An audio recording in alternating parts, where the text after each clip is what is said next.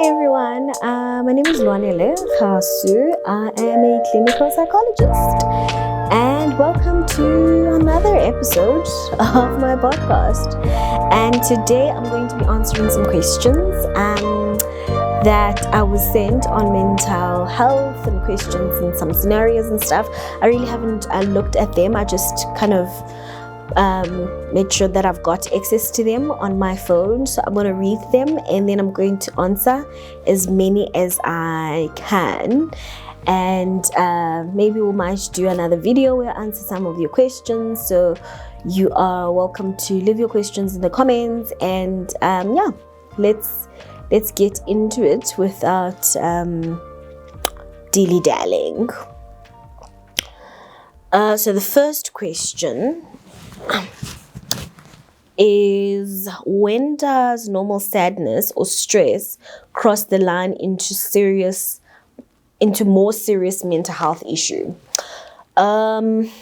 Sure. I mean, this is actually an important question to ask because the reality is we all experience some level of stress and some level of sadness.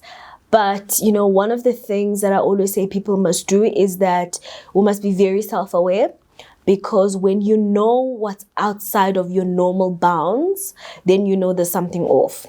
So, for example, I mean, you can be sad if like something happens or you miss the bus or, you know, someone scratches your car or something like that. But that doesn't necessarily linger for long. Like you are frustrated, you're sad, or you're stressed in that moment. Like you're stressed when you're about to do a presentation or something that you're not familiar with.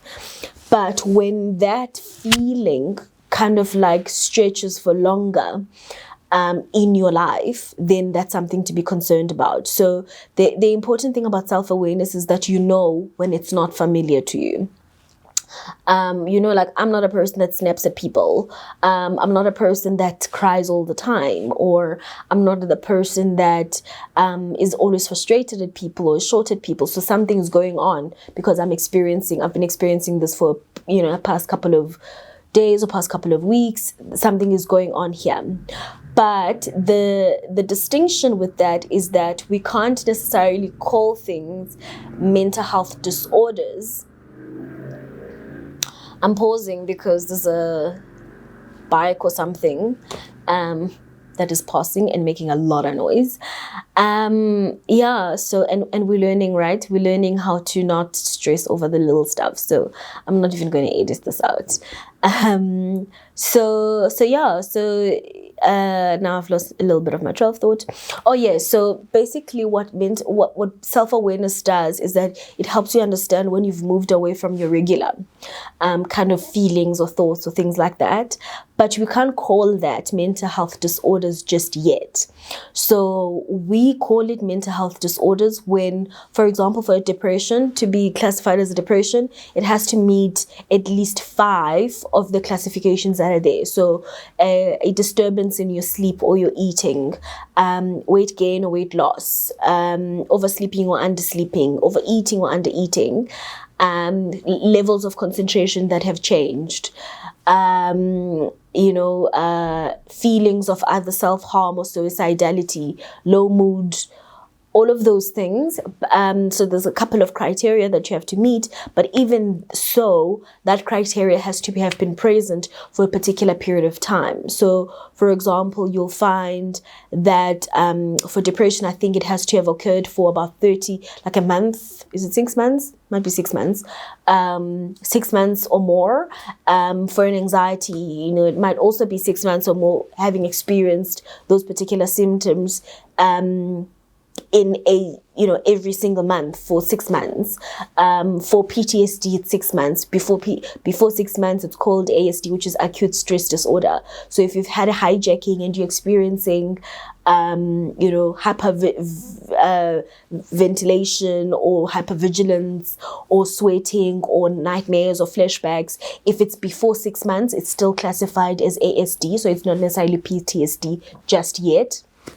So PTSD means that you've already exceeded your 6 months mark and it's still persistent. Then we can diagnose that. So I did kind of answer your question in a long way, but really the important thing is know yourself, know when you've moved away from your normal kind of way that you generally are, but also at the same time, if it's going to be a disorder or classified as a disorder, it has to meet a particular criteria for different kinds of disorders, and it has to affect your normal functioning. So you're getting up to go to work or to go to school, all those kinds of things for a period of time, and the period is different depending on that particular classification, whether it's depression or bipolar or all of those kinds of things. And then the other question is, how can I support a friend who is withdrawing or struggling with their mental health? Sure. So this one is a little bit of an interesting one, because we as people love supporting people we love, but sometimes I think we don't know how to do it. And I guess hence your question. So I think the issue with it is that we have to understand we don't know anything. Even if your mom had struggled with the same issue your friend is struggling with, assume you know nothing, right? It's the same technique we use as therapists.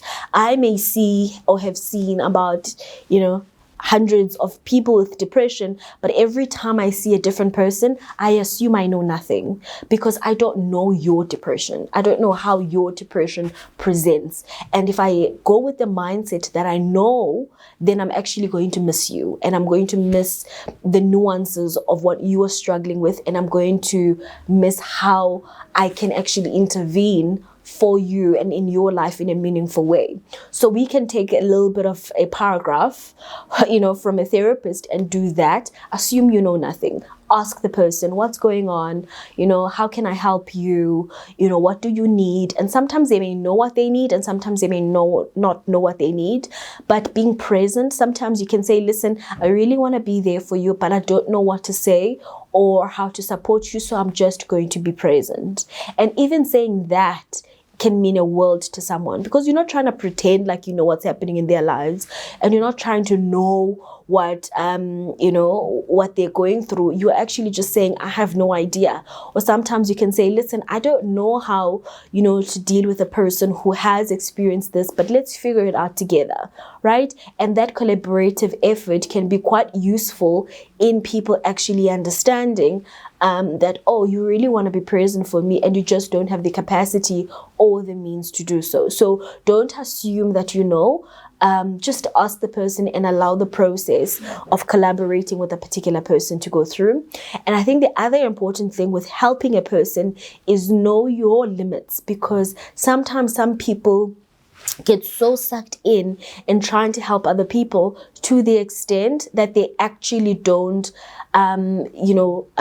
understand that they've reached their capacity, and they are getting drained in the process. So helpers are at a high risk of actually experiencing things like depressions and anxieties and burnout and all of that, caring fatigue, and all of that stuff, because you're always thinking about another person. So know your limits, and also, take a page out of a therapist again and have your own therapy. Every therapist, or most therapists, are supposed to have their own therapist. So, also have a space where you can debrief, especially if it's a person who is either dealing with like a serious illness, like psychosis or schizophrenia or things like that, where you have to be there for them, and they don't have the capacity to fully be there for themselves. You always have to have your own space where you can outlet, you can speak about it, you can be taken care of, because otherwise it will suck you in. So please always know your limits, but also understand that you know nothing about that person.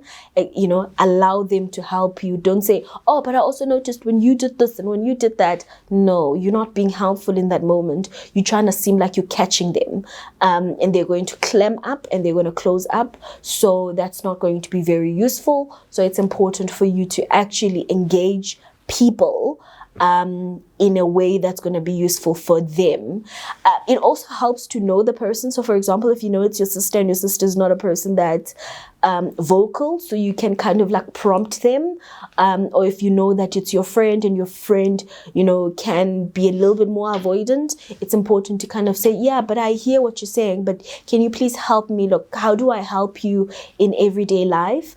Or are you open to us going to the park walk and just sitting out there so you can get some vitamin D, which is also quite good with, improving your mood. I mean, it depends on the situation, but be there, sometimes be present. If you don't know what to do, be vocal about, I don't know how to help you, but I really would like to help you.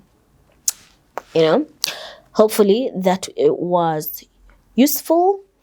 How can I practice self-care while dealing with the energy drain of a chronic mental health condition? So this is hard, hey? This is hard because sometimes people can kind of let go. And sometimes it's not because they want to let go, it's just because it's exhausting. So I think it's so important to understand when you're going there. I've said something, or I say this quite often, that it's so important to catch yourself, right? It's important to catch yourself before you get to the dark space, because it's hard to get out of the dark space.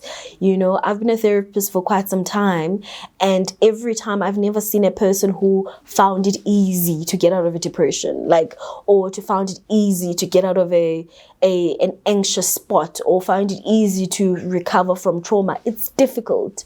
And sometimes it's a gradual process to the darkness. So it's important to catch yourself before you get there. But, how do you practice self-care? I think sometimes self-care really is a lot of kindness and a lot of self-compassion. It's giving yourself the time to understand that you're not okay that day and be okay with not being okay. Sometimes it's understanding that, it's a struggle to deal with a chronic mental health condition. And you're going to have bad days and you're going to have good days. And you have to practice a thing called radical acceptance. And radical acceptance really is about accepting the situation for what it is and acknowledging that. So in those moments when you're feeling demotivated, you pull the card that says to yourself, you know what, I know it's hard to deal with the bipolar. I know some days get extremely difficult. I know some days my will becomes so low and it feels like my condition is taking over. It's okay. What are the things that I need to do when I'm feeling this low? You can have a toolkit for yourself of what do you do to pull yourself out of that situation. Sometimes it might be I actually talk to a friend, I call someone. It might be I go for a swim, it might be I go for a drive or a run or whatever. So you need to have a couple of toolkits that will help you know, when I'm feeling like this, these are the kinds of things that can generally help me. I mean, things like exercise, things like taking a bath, things like going to a spa, they are all important. But I found that for me as a therapist, true self-care is true emotional self-care, which is compassion, which is kindness to yourself, which is mindful of the situation that you're going through. I find that is the truest sense of self-care. It's giving yourself the permission to feel what you're feeling. And when you don't know what you're feeling, to be able to reach out for help and say, you know what, I'm struggling. I thought I can manage this condition by myself, but actually I need a therapist to help me once a week, once a month, every other week. It really depends on your consistency and your situation between you and your therapist. But reach out if it feels like it's too much energy for you to be able to do. But otherwise, create a toolkit for yourself and whoop some of those tools whenever you need them in those moments. What advice do you have for maintaining healthy relationships while dealing with depression and anxiety? How do you maintain good relationships? I think it depends. This is a broad question, right? Because in what way, right? Are you feeling like, is your depression or your anxiety causing you to disengage from people? Or is your depression, anxiety causing you to, expect a lot from people? Or, it really is, this question can go multiple different ways. But I think I'd like, I'd like the person to really think about what about your depression or your anxiety causes difficulty for you in your relationships, right? Is it the sense that you may feel like they're going to leave you? Because in that case, then we're dealing with the sense of neglect, or a sense of being abandoned. Is the sense where you're wondering, is the relationship ever going to last? Are you wondering, is the person here in the long run? Understand for yourself, what are you struggling with the relationship, and what are you struggling to maintain? Are you a person with good relationships to begin with? Let's just start there. Have you had a history of good relationships, or are your relationships always a struggle? And then if they're always a struggle, then we need to understand a little bit into why are your relationships a struggle. Are you struggling to commit, or do you generally end up with people that are struggling to commit, or do you generally end up with people that don't necessarily know you, or are you ashamed of your diagnosis and you don't want to share it with them, but then it becomes a struggle? I mean, a lot of things can come out of that situation, but think about what are the things that are making your relationship difficult because of your diagnosis, and then you can tackle some of those things. The other thing that is important is always being open in your relationship. Say to your person, listen, I am feeling like a 20% today. I don't have the energy for, this and this and that. And when you are feeling like a 80%, you say, listen, I'm feeling 80% today. Are we able to do this and that? Because one of the things that people struggle with in relationships when a person has a mental condition is not knowing, am I going to offend you if I say let's go to a park? Am I going to offend you if I say let's go see my friends? So you have to over communicate with your partner so they know that you in different situations, right? They can draw what we call a love map, or what I call a love map. I'm not sure. And the love map really is understanding, okay, so when my partner comes back from work, they want to de-stress. They actually don't want me to be there in their space. I'll give them an hour. When my partner sits in the car for 30 minutes after work, I shouldn't take that as an insecurity. It's actually how they find themselves, so that they're able to walk inside the house and they actually be able to engage in a meaningful way. When my partner doesn't call me early in the mornings, because they really just wake up in the morning and they get done with their duties, they're not thinking about all of these things. So you have to figure out the different parts to your partner, and you create those maps, those love maps, really from over communication and understanding the different scenarios that people can go through, or that you have gone through in your particular relationship. Give a lot of grace to yourself and to your partner, because you are all figuring things out together. Don't expect too much. If you have not communicated it, communicate it a number of times, and then you can call it an expectation, because now you know that you've told them you don't like it and they keep doing it, right? Or you've told them that you like it and they're not doing it. So give grace, but also at the same time over communicate, and then understand what is making or complicating things for you. What are actionable ways to improve my self-esteem and counteract negative self-talk? Whew, what a big topic.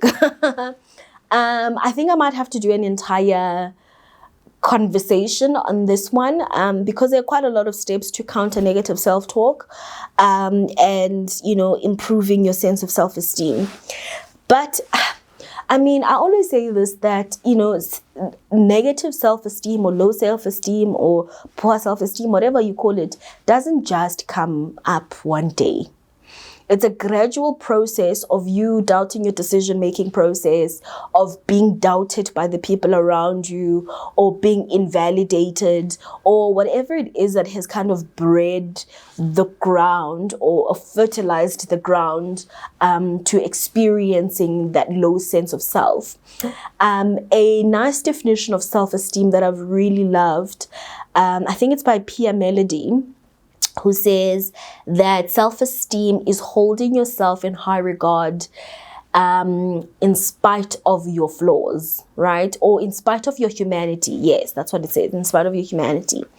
And I love that. I love that because it says you hold yourself in high regard regardless of your humanity. But what does that mean? It means you understand you are just a human. Your blood is red. You bleed like anyone else. You breathe. You make mistakes. So stop expecting so high of yourself that when you make a mistake, you think it's the end of the world. You have flaws. We all do. You will make a mistake. We all do. You know, you will have growing pains. You will experience stuff. So being able to have self-esteem comes from that basic foundation where you understand you are just a human being. So stop expecting so much of yourself that you're running yourself into a space where you can't even acknowledge the good things that you're doing. Right? The other thing is, let's have safe, feasible, sensible goals for ourselves or visions for ourselves. Social media has lied to us, guys. Like, it has lied to us. Where you see one person, I was shocked, you know, I was so shocked to find out that some people pack empty bags or bags and fill them with stuff and go to the airport and take pictures and then drive back home.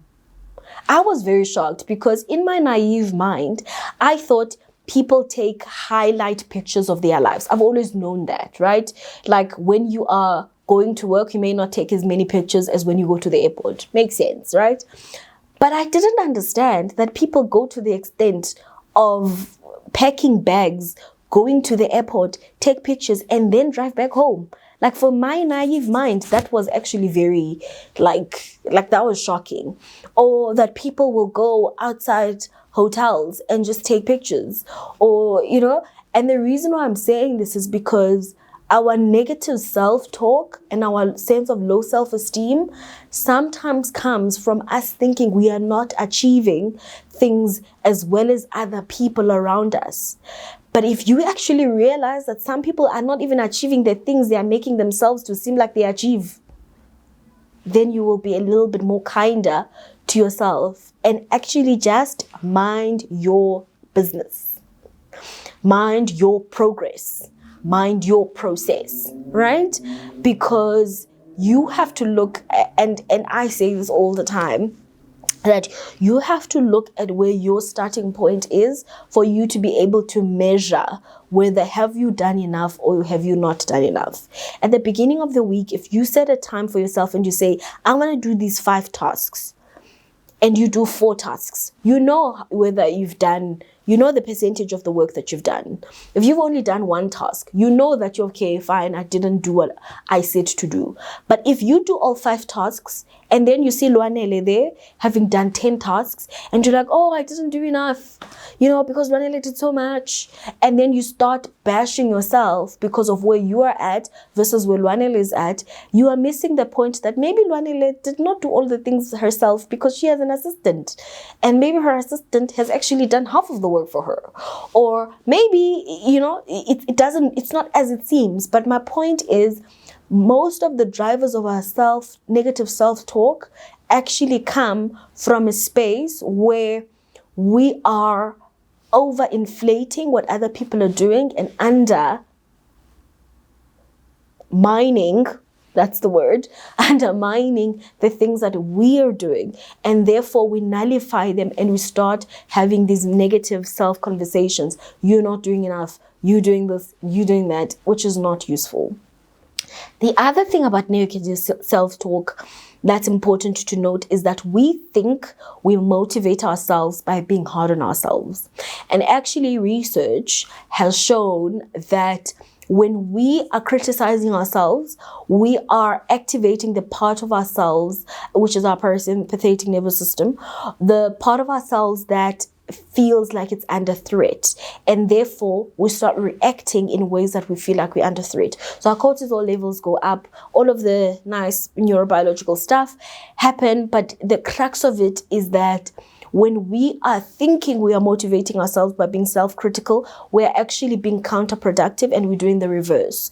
And we start, doing less and doing less and doing less because we're actually not getting that sense of validation and that sense of reward that we want by acknowledging the things that we do. So perhaps you need to start by acknowledging the things that you have done, the things that you have achieved in your life, and the things that you have done well in your life, and that will give you evidence that you're doing better than you're giving yourself credit for.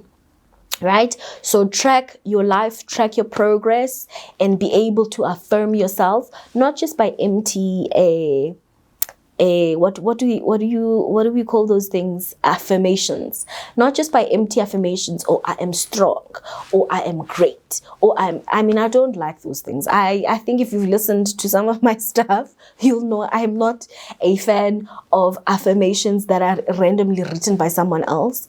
I am a fan of affirmations that you can identify in your life, right?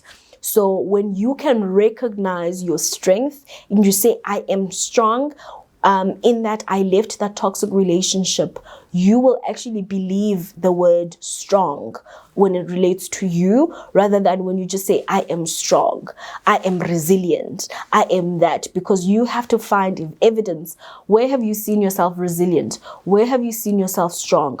Where have you seen yourself, being loving, being kind, so that when you make those affirmations and when you point to that, it feels like evidence and you can actually believe it, rather than feeling like you're chanting things that are written by other people.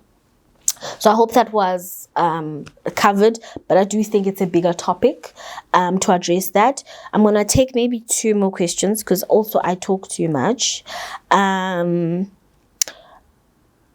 What healthy coping mechanisms can help me deal with the overwhelming sadness of losing a loved one? That also feels like therapy. Because grief is hard. I know I say that about mental health and all of these things. I keep saying everything is hard, but grief is hard, guys. Grief is like all of the emotions you have. Also, my nose is itching, so that's why I keep scratching it. I don't know why. Grief is one of those things where you never get over. You never get over grief. You learn to live with grief, right? I say this all the time, even in therapy, that grief is like that monkey that sits in the corner, right? Like one day you're like, okay, I'm fine, I'm thriving, I'm laughing, it's great. I acknowledge you sitting there in the corner, but you're not disturbing anyone. You're right there. Other days, you feel like the monkey in the corner. Grief has taken up the entire room, right? And you thinking to yourself, I'm in this corner, I'm feeling squashed, I can't get up. My mom would have done this to me, my dad would have done this for me. I just want to have a call, I just want to speak to them. I can't move, I'm paralyzed. And you are like sitting in that corner, and grief is having a party in the entire room because it's taken up space. And some days it's like a half-half situation where you're like, I can acknowledge you are here, but I need you to shut up because I have things to do.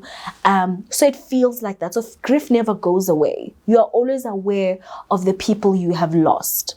So the coping mechanism, the biggest coping mechanism I can ever give you is go to therapy and process the loss that you have, the love you have to give that has no one to give it to because that person is gone.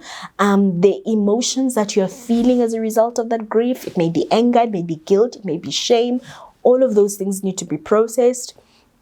But if you've been to therapy and you've done that work and you just need to do maintaining work, journaling is a great tool to kind of keep in touch with your emotions. Talking about the person with people that knew them, that loved them, or you can laugh about the things that you did with them is an amazing tool that can change the perspective of the loss. Not ignoring what you're feeling and try to repress it is important. Because like I say all the time, again, that emotions are like a boomerang. They will come back and slap you in the face. At the most inconvenient of times, you are literally at work and someone says something and you snap at them, or you cry, or you throw a fit and you don't know what's going on, or at McDonald's or at a restaurant or whatever. Like at the most inconvenient of times, emotions will slap you in the face and you will think that it came out of nowhere. No, it came around from somewhere. So you need to figure out exactly where it came around from. So it's important to take care of yourself like that. Slow down. Most people that have experienced grief want to sprint. They want to get to the place where they are okay again. Slow down. Understand what you are not okay about and process that. So if you hear anything from this podcast, and actually this podcast should have been called Process, because I believe in the process, but I also believe in processing. And I believe that things are a process, right? Things are a journey. And you have to acknowledge that things are a journey and you have to allow the journey to happen. If you try sprint, again, boomerang in your face. Emotions are actually going to come back. So I'm going to take one last question because this video has gone on for quite some time. Let's see what last question I can take. How can I recognize the early signs of burnout and take steps to prevent it? Shush. So how can I recognize early signs of burnout? Burnout is like, I know we think burnout is just tiredness, but like burnout is like tiredness on steroids. But more than physical tiredness, burnout is emotional fatigue. It's disengagement, which is why when people are experiencing burnout, they don't just go on leave for a week or two and they go back and they're fine again.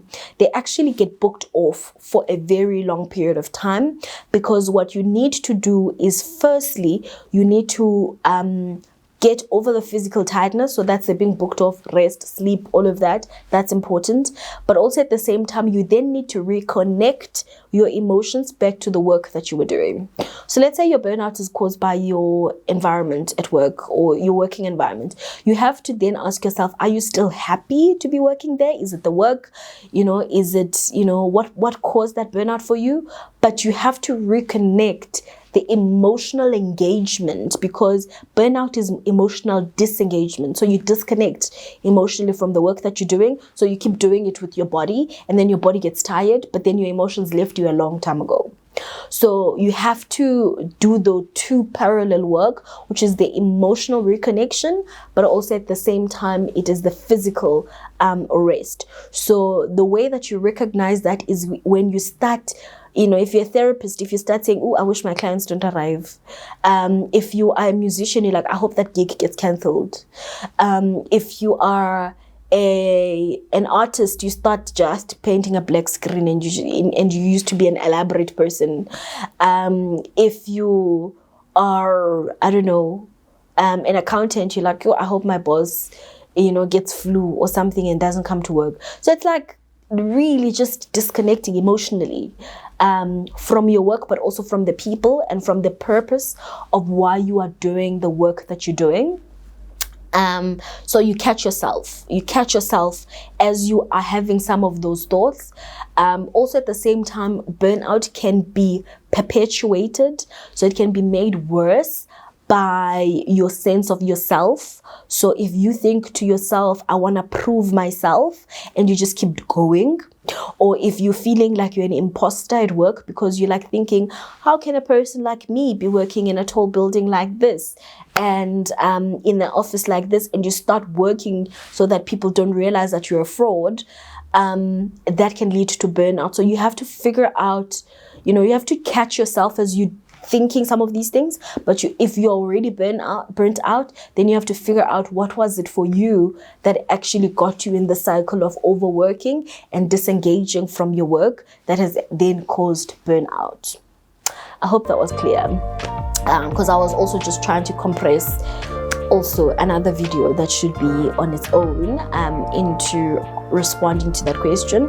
So I hope these questions were quite useful for you guys, but I didn't go through all of the questions because it's a lot of questions. So maybe I'll do another one. I'm not sure. Maybe in a couple of weeks I'll do another one where I respond to some of the questions. Maybe I will kind of keep to theme, so I can actually just keep responding in a meaningful way to some of those questions. But I really hope this was useful, that you're thinking about things.